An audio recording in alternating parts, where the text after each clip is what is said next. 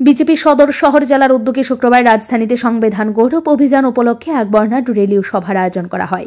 শহরে প্রধান পথ ধরে র্যালিটি বিভিন্ন স্থান পরিক্রমা করে র্যালি নেতৃত্ব দেন দলের রাজ্য সভাপতি এবং রাজ্যসভার সাংসদ রাজীব ভট্টাচার্য। রাজ্যের সংবিধান দিবস উদযাপন প্রসঙ্গে রাজীব ভট্টাচার্য জানান, 2024 সালের 75তম সংবিধান দিবস পালন করছে বিজেপি। এই কর্মসূচি দেশের সব রাজ্যে পালিত হচ্ছে। আমাদের লক্ষ্য বাবা সাহেব আম্বেদকরের জীবনী এবং দেশের প্রতি তার অবদানকে সবার সামনে তুলে ধরা। তিনি কংগ্রেসের সমালোচনা করে বলেন, কংগ্রেসই আম্বেদকরকে নির্বাচনে জয়ী হতে দেয়নি, তারা প্রার্থী দিয়ে তাকে পরাজিত করছে। আজ ইস্যুহীন কংগ্রেস মিথ্যা প্রচার করে মানুষকে বিভ্রান্ত করার চেষ্টা করছে। কমিউনিস্টদের তীব্র কটাক্ষ করে ভট্টাচার্য বলেন, কমিউনিস্টরা কখনো আম্বেদকরের পক্ষে ছিল না। সংবিধানের বিরোধিতা করে তারা সংবিধান পাল্টে দেওয়ার দাবি তুলেছিল। আজ তাদের রাজনৈতিক বিচ্ছিন্নতা রাজ্যের মানুষ প্রত্যক্ষ করেছে। তারা বিগত বিধানসভা নির্বাচনে জনসমর্থনের অভাবে পাশের বাড়িতে ভোট চাইতে পর্যন্ত যায়নি।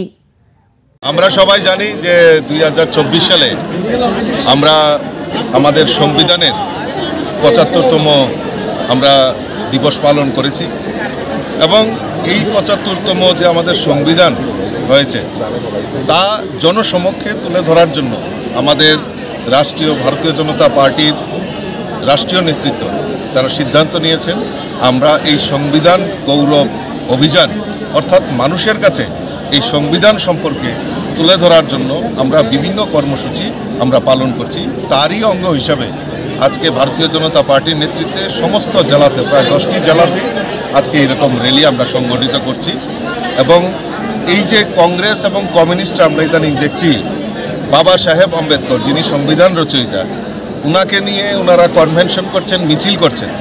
এটা যে ঢঙ্গি, এটা যে মানে কত বড় বাবা সাহেবকে অপমান করেছেন এই কংগ্রেস এবং কমিউনিস্টরা, তো এইটা মানুষের সামনে তুলে ধরার জন্যই আমরা আরও বিশেষ করে এই অনুষ্ঠানের কর্মসূচি আমরা হাতে নিয়েছি।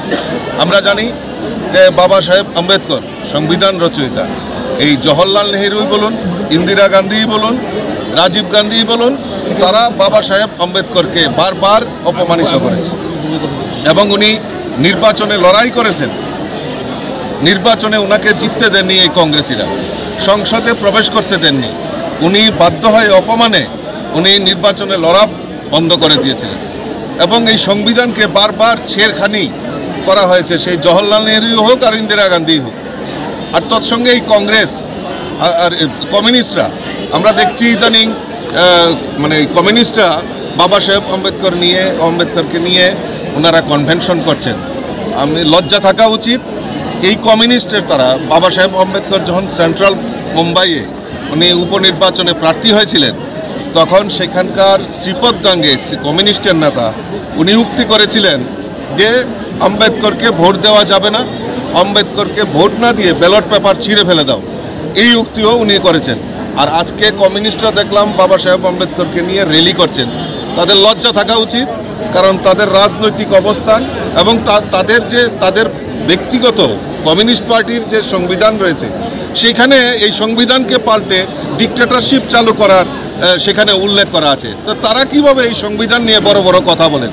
তো বারবার এই সংবিধানকে অপমান করা হয়েছে।